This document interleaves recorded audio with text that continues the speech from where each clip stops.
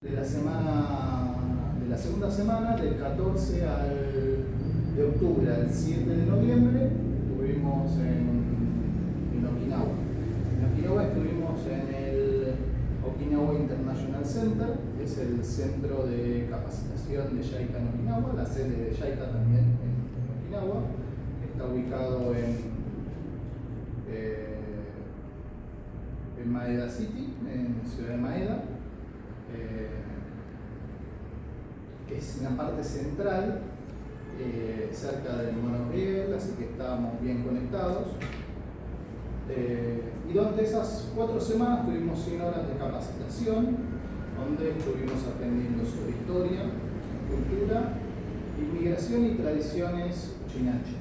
Ya es la parte del programa en la que estábamos centrados fundamentalmente en todo lo que es la historia y la cultura de Okinawa.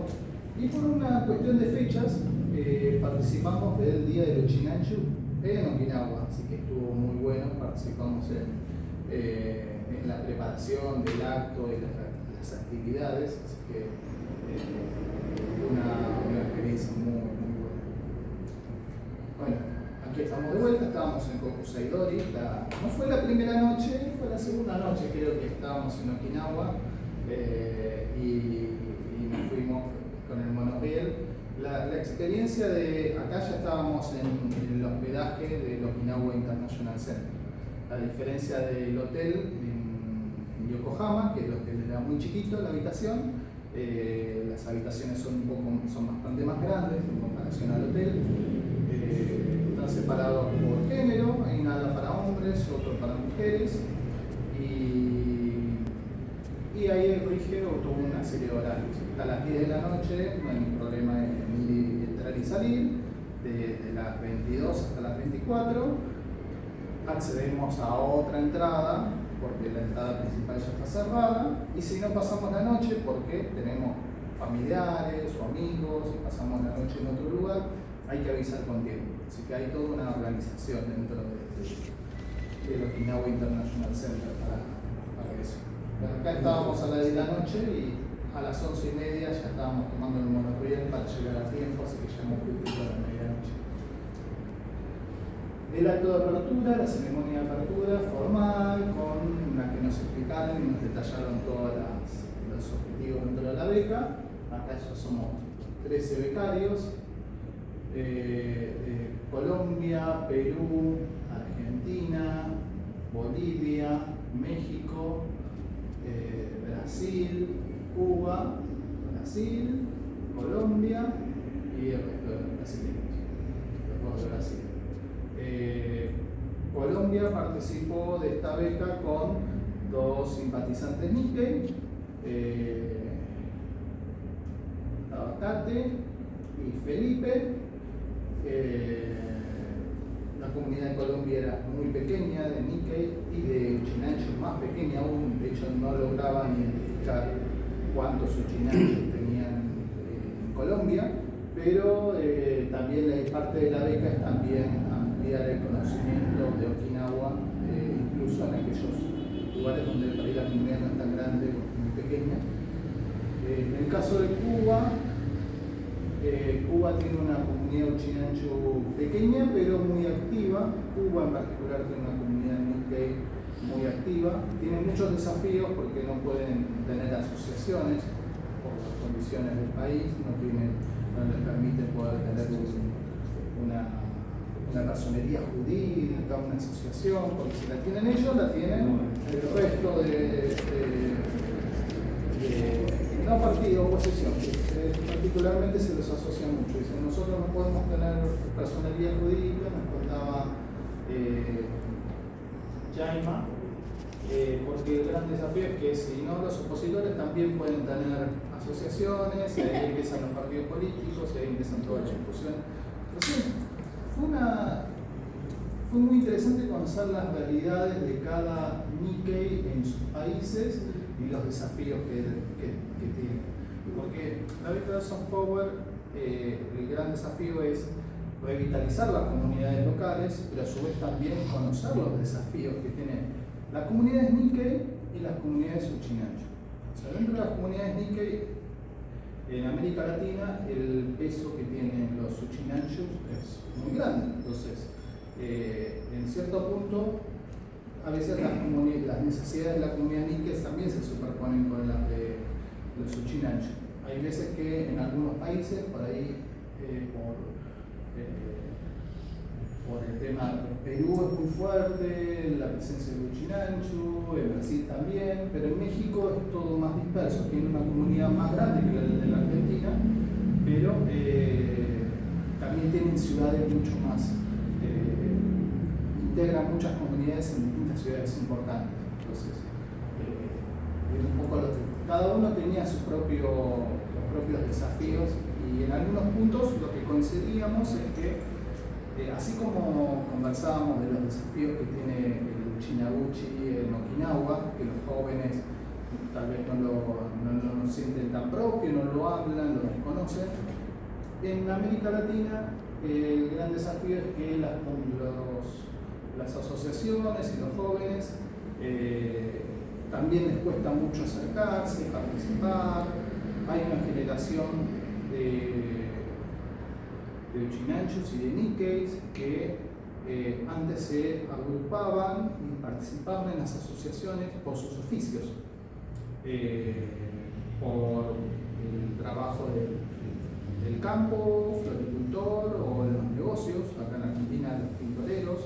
Eso es algo que les sorprendía mucho al resto de América Latina. Bueno, solo en Argentina pasa esto de que los tintoreros están asociados con la comunidad Nikkei, con la identidad japonesa, en particular con el okinawense. Pero en el resto de América Latina no son tintoreros, sí floricultores, sí horticultores, gente que trabaja en el campo, comerciantes, y lo que muchos nos contaban en común es que el oficio o el trabajo era algo muy atado a la identidad, y eso hacía que fortalecieran mucho las asociaciones.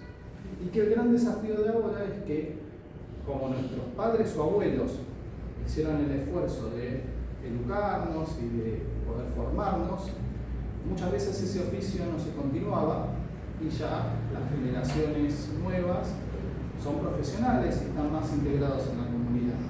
Entonces, al no tener tan asociado el oficio con el sentimiento de comunidad, hay algo que hay que trabajar mucho en ese aspecto.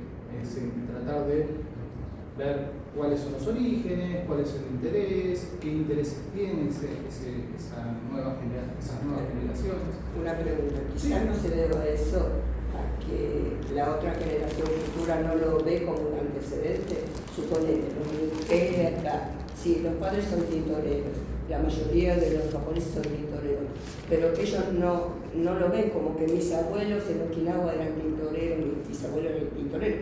Obviamente no había tintoreros okinawenses. No tiene que ver con eso, con que no ven la continuidad, que ser tintorero fue un oficio discontinuo cuando vinieron a la Argentina.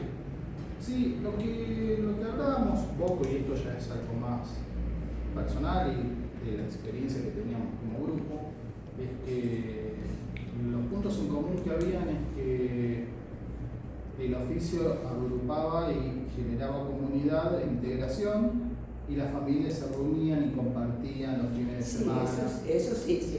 Y que al perder ese hilo del oficio, porque al tener hijos profesionales, arquitectos, abogados, profesores, discontinuar esa identidad entre el oficio y la comunidad, ya se empezaba a perder el encuentro en las comunidades, en las asociaciones, en reunirnos el 1 de mayo También hay Cuba, un Montegrande. tema económico. Al cambiar Sí. la sociedad, la ropa no necesita tanto la tintorería. Sí.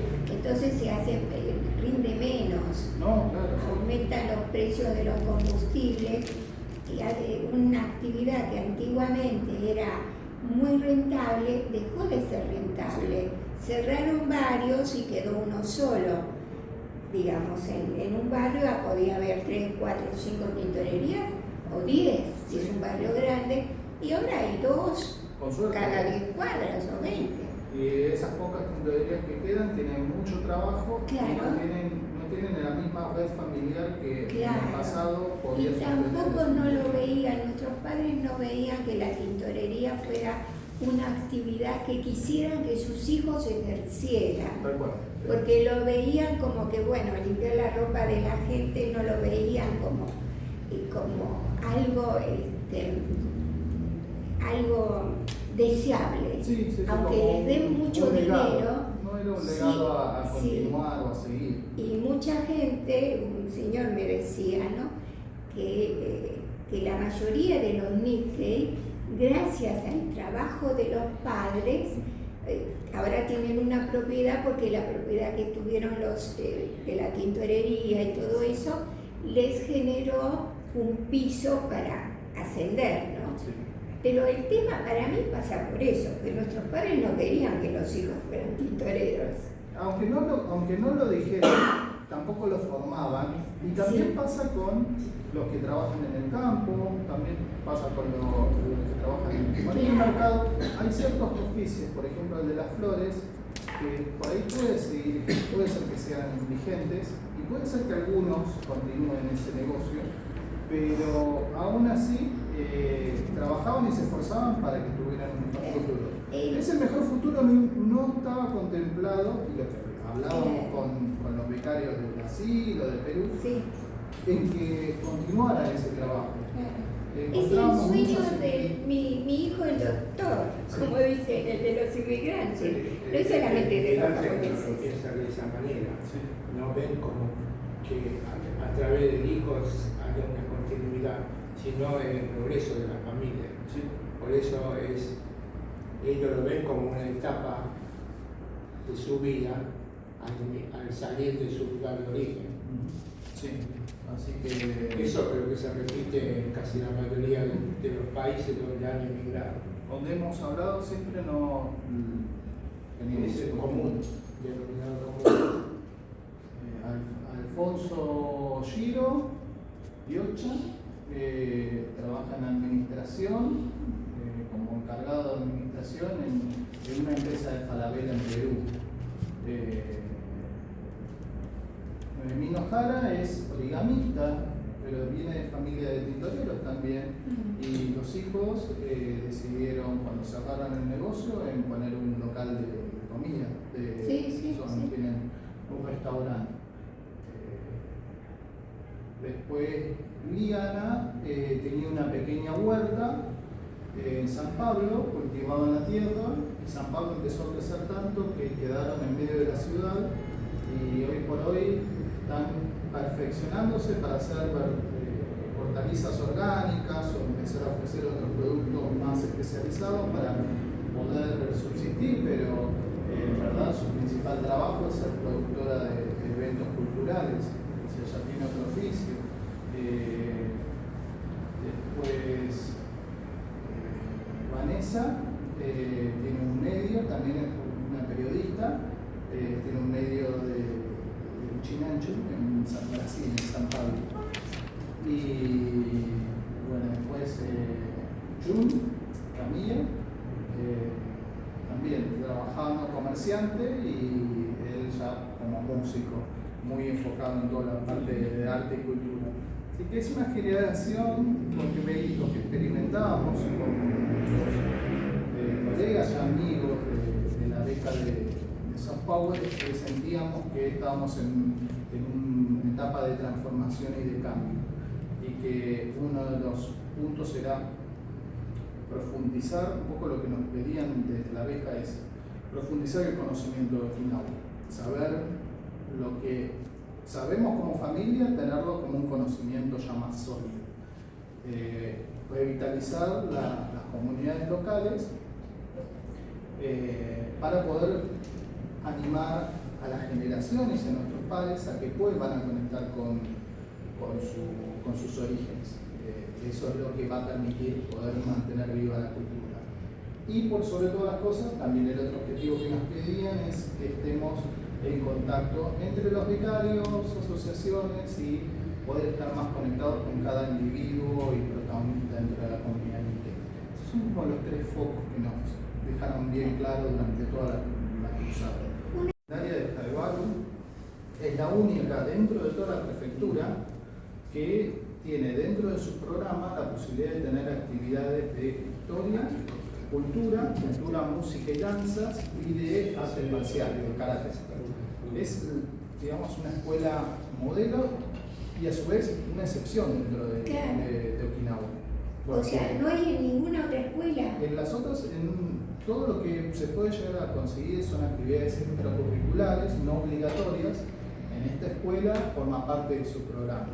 Sí, eso sería lo ideal, ¿no? Que todo eso es lo ideal, pero las veces que hablábamos cuando estábamos con los locales y teníamos la oportunidad de charlar con algunos profesores, otros alumnos, compartíamos mucho tiempo también con becarios universitarios, con los becarios de las localidades.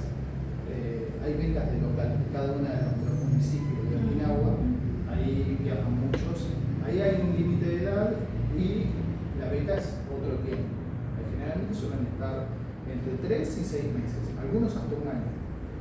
Y conversábamos con esos becarios que nos encontrábamos en las universidades, en las visitas, y nos contaban un poco que la gran excepción no es tan común tener espacios donde puedan. Una pena. Sí. Es una pena, está muy viva la cultura, pero en la vida general, pero a los programas específicos, cuando les preguntábamos, son más las excepciones que las reglas. Y la respuesta siempre es que el sistema educativo japonés es muy rígido, por un lado, y por el otro lado, que no se reconoce a Okinawa como pueblo originario o población indígena.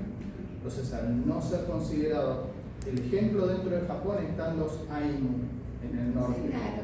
Ese grupo que sí fue reconocido como pueblo originario y como tal, al ser reconocido como tal, tiene las posibilidades de protección cultural y de poder desarrollar distintos programas. Lo que pasa es que a Japón no le conviene que Okinawa sea un pueblo originario. Sí, el gran desafío. Porque si no se forma el separatismo, digamos. Hay un tema, en la beca en particular no hablábamos de política, aunque muchas veces se presentaba eso. Hay un trasfondo político. Claro, porque en verdad JICA es la Asociación de Cooperación de Japón.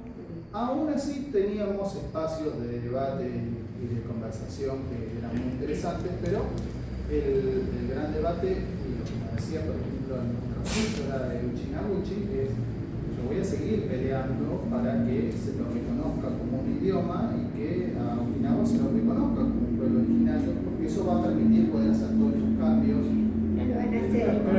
Creo que en Okinawa, te habrás dado cuenta, los intelectuales de Okinawa siempre están en una lucha constante para reivindicar su posición como propia de la isla de Okinawa. Eso es una lucha que lo tienen todos los días, viven con eso.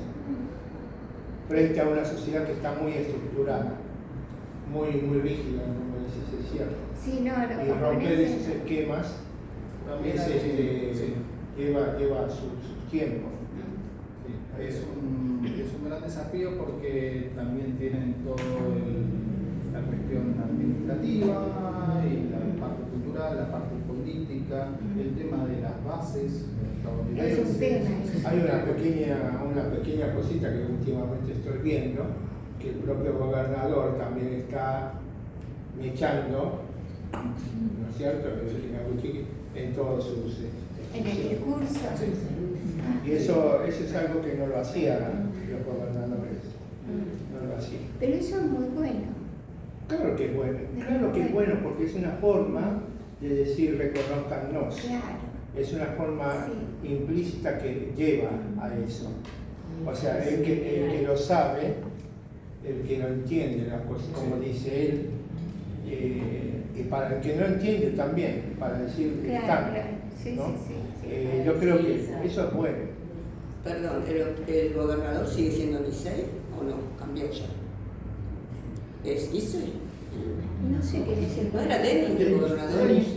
Ah, ¿no era Nisei? Ah, es un Ainoko, ¿No? es un mixto de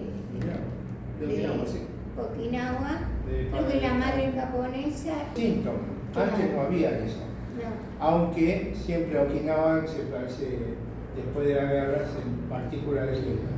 forma muy particular, los gobernadores siempre tuvieron esa visión para confrontar con los norteamericanos, pero a nivel diplomático, pero siempre tuvieron en las elecciones siempre el candidato, el postulante a ser gobernador, si es un japonés nato, nunca tuvo éxito. Si ustedes lo analizan, todos los gobernadores tienen previo conocimiento de Estados Unidos o han estudiado en Estados Unidos. Claro. Presten atención, que es muy interesante, porque la misma población de Okinawa, cuando votan para un futuro gobernador, analizan eso, porque en el fondo quieren que tenga un interlocutor sin usar a los intérpretes, sino que el gobernador vaya directamente cara a cara con el presidente de Estados Unidos.